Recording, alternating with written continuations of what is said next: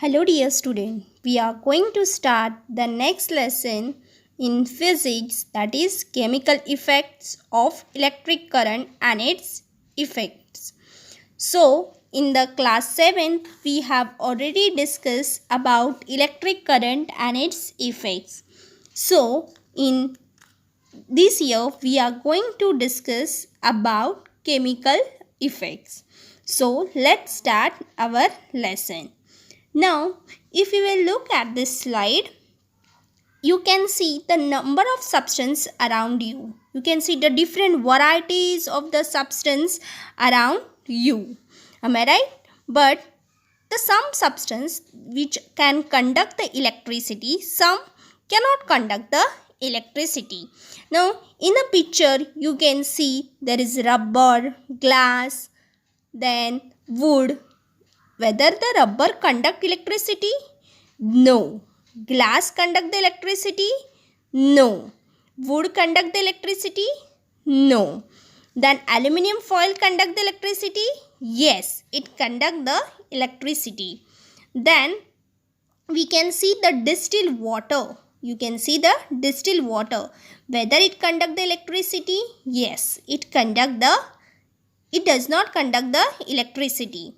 While the next is copper wire. You can see this is a copper wire which conduct the electricity. If you might have seen any wire,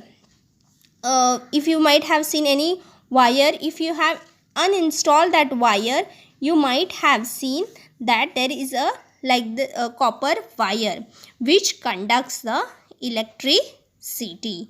So according to this, the substances are classified into two types. That now we have seen the example, that rubber, glass, wood, aluminium foil, distilled water, copper. Some of them conduct electricity while some of them does not conduct electricity. So according to that, the substances are mainly classified into two types, that is good conductor and bad conductor. So let's learn them in a detail. So first is good conductor. Now what is meant by the conductor? Conductor means which allows the current to pass through them. The substances which allows the current pass through them. So for example, most of all the metals in chemistry, you might have learned about metals and non-metals. So in all the metals can conduct the electricity. See in the slide I have given the two example, that is copper wire and aluminium. So this can conduct the electricity. Then next classification is poor conductor. Now what is meant by the poor conductor? Which do not allow the current pass through them. The substances which do not allow the current to pass through them, they are called as a bad conductor. For example, wood. Now do you know why we cannot touch any electric appliances with a wet hand? See, that is the reason we are not supposed to touch the electric wire while our hands are wet.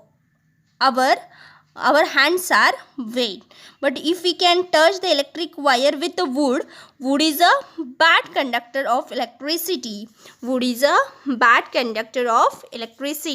Means which does not allow the current to pass through them.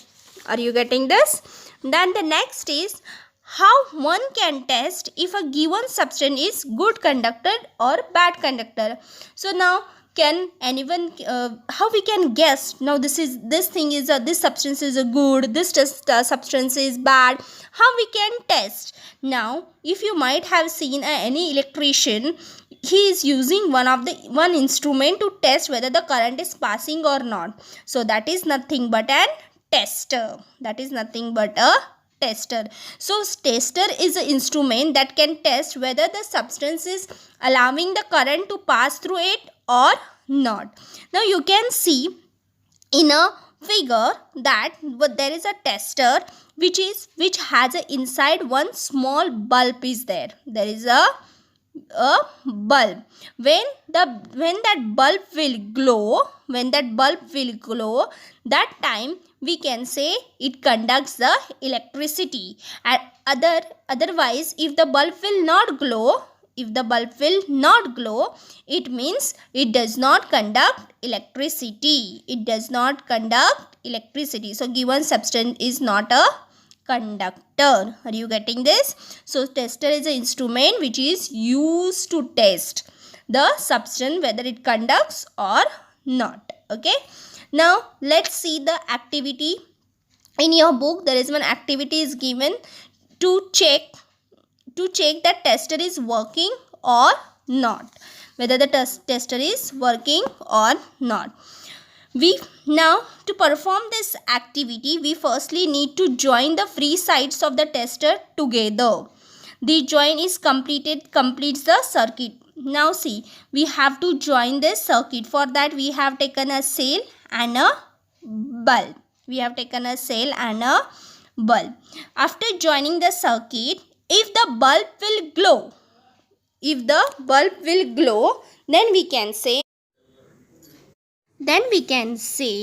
that the tester is working.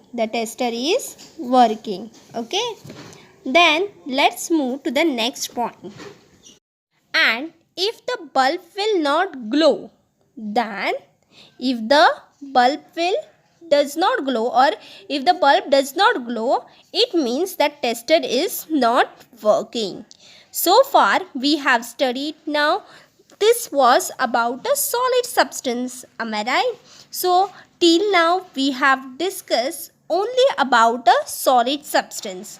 In the previous classes, when we have done the connections, we have used a cell, bulb and switch. So this all were the solid substance. Now let's check whether the liquid or air can conduct the electricity.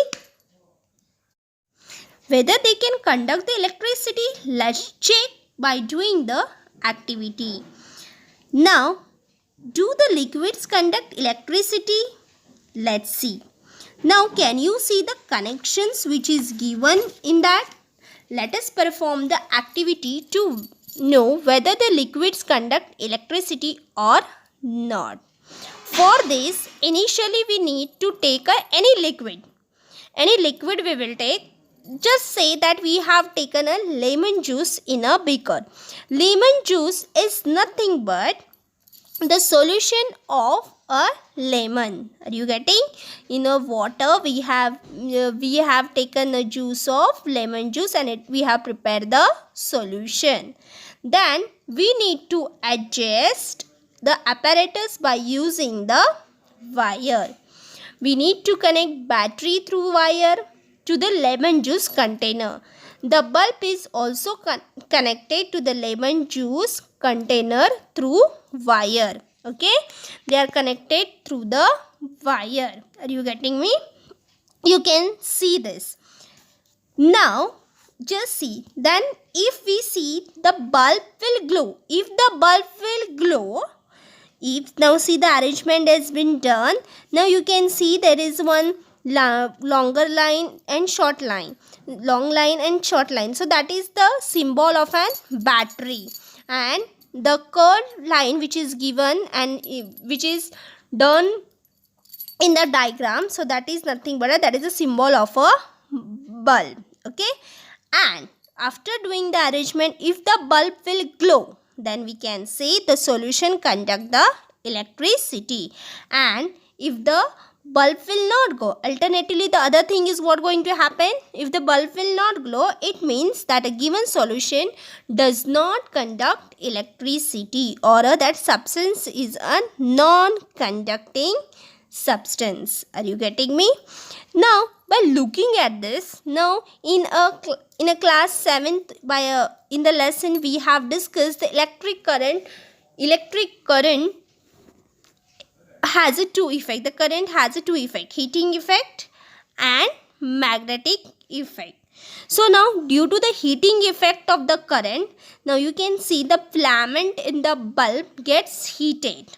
Okay, the first filaments get heated at a high temperature and it starts glowing. It starts producing the light. Also we need to take care that wire has completed the circuit or not. See, you have to check all the connections of an wire. Are you getting me? You have to see that whether you have done the complete connections or not. If why we are talking, because if the bulb will does not glow, if in the solution we have to check the connection properly. Then the second thing means, now in a heating effect we have discussed that a filament of the bulb gets heated to the high temperature and after that the bulb will glow. Are you getting me? So if the bulb will not glow, then there may be another reason for it, that wire there will be not a complete circuit. Are you getting me? So this will be the reason that bulb will not glow. But if the current is too weak, then the third reason it might be that if the current is too weak, the filament does not get sufficient heat. Yes, as the bulb require more amount of heat, am I right, to get heated up. The third reason it can be, if the current is too weak, then the filament will not get sufficient heat and the bulb will not glow. The bulb will not glow. So my dear student, let's see the next slide, what we can do for it. So, how to check the weak current in the circuit? How we can check whether the current is there? Now, sometimes because of the low voltage, the bulbs are not glowing. You might have observed in your home. Yes, so instead of that, it means that there is a weak current. Are you getting? So, instead of that, what we can do? Let's see. Okay. So, there are the two types of current, which are the strong current and weak current. To check the strong current, we can use a tester. Are you getting? Strong current leads to glowing the bulb and this also means that current flows through it. Are you getting? So with the help of the tester, if the tester in a bulb blows the light, then we can say the current is flowing. Okay.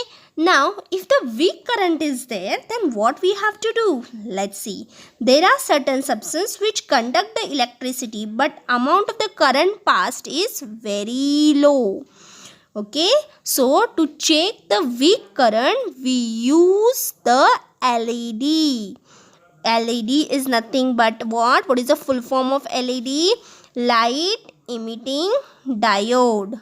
Light emitting diode. Are you getting me? LED has a small bulb. If you will look at LED, it has a small bulb inside it. And there are the two wires called leads attached to the LED. One is longer and another is shorter wire. Longer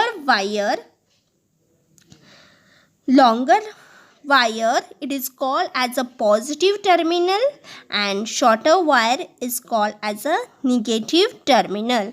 The positive terminal is called as an anode and negative terminal of a LED is called as a cathode. This longer LED is always connected to the positive terminal of a battery. Are you getting me? And the shorter LED is connected to the negative terminal of the battery, that is called as a cathode. Are you getting? The longer line is called as an anode and shorter line is called as a cathode. And now see, this we are doing for an weak current. Okay, this we are doing for a weak current. Okay, then if the bulb will glow, then we can say the current is passing through the liquid. Then we can say the current is passing through the liquid, or alternatively if the bulb does not glow, then we can say no current passes through the circuit, means that is the which is the bad conductor of electricity. So liquid, the lemon juice which we have used, it is a it is a liquid state, am I right? It is a liquid state. So if that it will conduct the electricity, then that it is a conductor of electricity, otherwise no. Now let's learn the next part of the circuit, that is complete circuit and incomplete circuit. So what is meant by the complete circuit? So let's discuss about a complete circuit. Complete circuit is nothing but what? If there is a proper connection is done. Okay? If there is a proper connection of the circuit is done. Now see in the diagram it is given the cell, the switch and the bulb, and if the bulb will grow, the proper connection is done and there is no break between them, then such a circuit is called as a complete circuit. Okay, and the next is incomplete circuit. Now what we can say, the vice versa of the complete circuit is incomplete circuit. If the connections are not proper, now you can see in the diagram the switch, the cell is connected to the bulb, but the next connection of the bulb is not connected properly, so there is a break in the circuit. So such a circuit is called as an incomplete circuit. Are you getting? So in today's video we are going to stop here, but before ending let's discuss about one point, that is, what is the difference between the tap water and distilled water? Now see, I am telling you that tap water conducts the electricity, but distilled water is a poor conductor of electricity.